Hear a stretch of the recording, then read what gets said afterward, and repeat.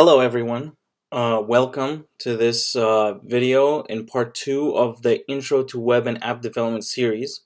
In this video I'm going to talk about how the internet works. It's super important to know how the internet works before you start building a website or an app. Have you ever felt? Are you listening? Damn. So as I said, we're going to talk about the internet. Now, when I first started learning, how to program and how to build websites and apps, I thought that this information was annoying. It wasn't important. It didn't teach me how to code, so I didn't care about it. And that bit me in the hiney so much later on. So that's why I want you guys to focus and understand this concept. How does the internet work? This is not a guide where some guy on YouTube tells you the history of the internet and how we got here. No, this is really simplistic for you developers to understand the basic building blocks of the internet. The internet is composed of, or when I access the internet, there's two parts that are integral to the internet. There's the client, that's me. That's someone who's going online and he's typing, I want to go to google.com. Anything that's sent to me, anything that I see is on the client, okay? Now there's the server. You might have heard this term a lot, but basically the server is another computer. It's a computer at the end of the road where this information is coming from, okay? So we're back to the Mozilla website, and I'm using the Mozilla website as a guide so you guys can go look and read more about it, read in advance if you wanted to. So there's the client, me, and I'm either connected on my phone, I could be connected on my tablet, I can be connected on my computer, and I send a request for information. So when I go to google.com, I'm sending a request for certain information from the Google server, right? Now the Google server responds with a request. It can respond with a request that says, here's the information, and it tells the client, you have successfully received this information. Or it can say, I don't like this client and I'm not going to serve you this information, right? And in which case it blocks it. So what's an example of this if we think about it in terms of an app? If I'm Uber and I want to decide between, are you a driver or are you a passenger, right? The passenger has the right to see the name of the Uber driver that's coming, the car and the location and all this stuff, right? So that's information that the server is willing to give me, the passenger, right? And it's also willing to show me how much I'm gonna have to pay, right, to Uber. Now the driver sees a different number. The driver sees how much they're going to make. They also see the passenger, but not necessarily where they're going, right, in the beginning, and they don't see the color of their skin, let's say. So when we have two different clients, the Uber driver and the Uber passenger, they both send a request to the Uber services server. However, the server responds differently to each person depending on which access they have, right? And so this is the same concept. If I'm on the client, I can send a request to the server, and the server responds to me depending on sometimes the information that I have or the information that I don't have, right? Okay, so that's the server and the client. So here's one way to understand it. If I live in a house, right, and at the end of the road there is a store, and that store or a shop has things that I want to buy, right? So we have the internet connection, and this allows me to send and receive information. So this is the road that allows me to access the shop or the store, right? And so that's my internet connection. That's what comes from ISPs like Verizon or Comcast or wherever you are in the world, Vodafone, whatever, right? Then you have the TCP and the IP. This is the transmission control protocol, right? I'm going to scroll down so you guys see. So the TCP or IP, an internet protocol. And I'm not going to make things complicated. Simply, they are how the data is told to travel across the internet, okay? So in the real world, my transport mechanism between my house and the store could be a car. I could ride a horse. I could ride a bike. I could walk there, right? There's different transport mechanisms. In the internet, how data is transferred, also there are mechanisms. I have, let's say, a chunk of data. I can say I want to send this whole chunk in one piece, or I want to send it in multiple pieces, or I want to send it in pieces that look like squares, pieces that look like triangles. You know, the TCP and the IP, they determine how I transfer the information. So think of it as the vehicle that takes me from my house to the store. Okay. Then you have the DNS. And the DNS, what it does is it's an address book. So I'm on Google Maps and I love Chipotle. So I search Chipotle, right, near me. Once I find the Chipotle near me, I need an address. I can't tell, Google Maps doesn't understand if I tell it Chipotle. What it does understand is if I tell it, I want you to go to, 1600 Pennsylvania Avenue, right, which is the White House.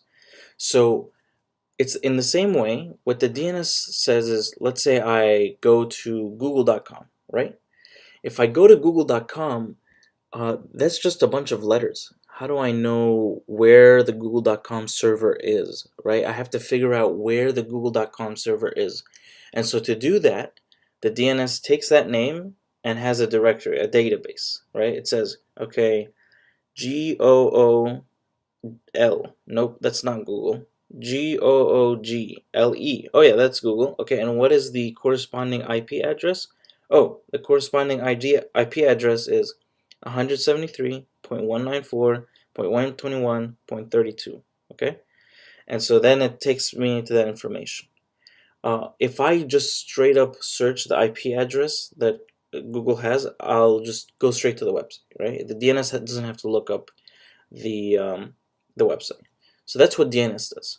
So from the top, we have the internet connection, the road that leads me to the store. We have the TCP and IP, and they are the mechanism by which I get to the store, the car or the bike. The DNS gives me the address of the store. Is it the store on the right or the store on the left? And then you have HTTP. That's the Hypertext Transfer Protocol. Okay, and it is the language. It defines a language for clients and servers to speak to each other. Okay, so it's the language you use to order goods. So when I go to the store, I'm speaking to the guy in English, and he responds to me in English. If I am in Spain, I speak to the guy in Spanish, and then the person responds to me in Spanish, right? If I went to China and I spoke in English, and the person might not understand me, right? So I have to be communicating with the same language. And then lastly, we have the component files. So these are the files that that the internet is basically built on. Okay, there are three primary languages. Okay, that the internet's built on. Okay, there's obviously so many, but these files are either HTML files, okay, CSS files, or JavaScript files. Not Java, JavaScript. You don't want to sound like a noob, right? And you say Java, it's JavaScript. They're different. It's confusing, but they're different. Okay, so you have HTML, CSS, and JavaScript, and we'll talk about these different languages and different code files later. You also have assets, and these assets could be PDF files, pictures, which are images like .jpeg, .png. You have music, you have videos, you have all sorts of things, right? And these are assets that the internet also holds. So now that we've talked about how the internet works, right? And so the assets at the store, if our shop, for example, it would be, if I'm going to a fruit store, it would be the pears, and it would be the apples and stuff like that. And if I'm talking about the code files, it would be the stand that holds these fruits. It would be the lighting and how that reflects on the fruit. And it's all, and CSS would be, for example, the banner that I put around the stand so it looks more attractive. So maybe that'll help you imagine the store a little bit, right? So we've already explained DNS, and basically the internet transfers information in packets because that's the most efficient way. you might be thinking packets, like what the heck? Okay, if I have a box and it has a lot of information, it has a lot of files. What I do is the internet sends these files through different wires. It breaks up the file, sends it through different wires, and sends multiple of them. And so the server sends multiple of them, and the client receives them, builds them, puts them together, and then I now have the website, the what you're seeing, right? So that's basically how the internet works. It's not that complicated. It's actually pretty simple, right? I have the house, which is me, I'm the client, and I have the store, which is the server, and there's a road between us. And that road connects me to the products that the server has, right? It has, so for example, if I go to youtube.com, it holds assets such as videos. It also holds code files that says, make the marker on YouTube red, or show the text here, the title of the video here, right? So that's how it works. You also have TCP/IP, which says, how do I transmit this information from the server to the client efficiently so that the person has a smooth YouTube playback.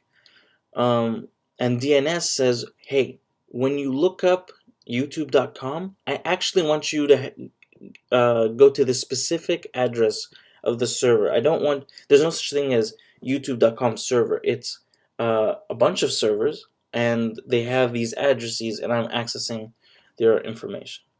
I hope this was beneficial. I hope this wasn't too confusing. Whenever in doubt, just think about it. Is this client or is this server?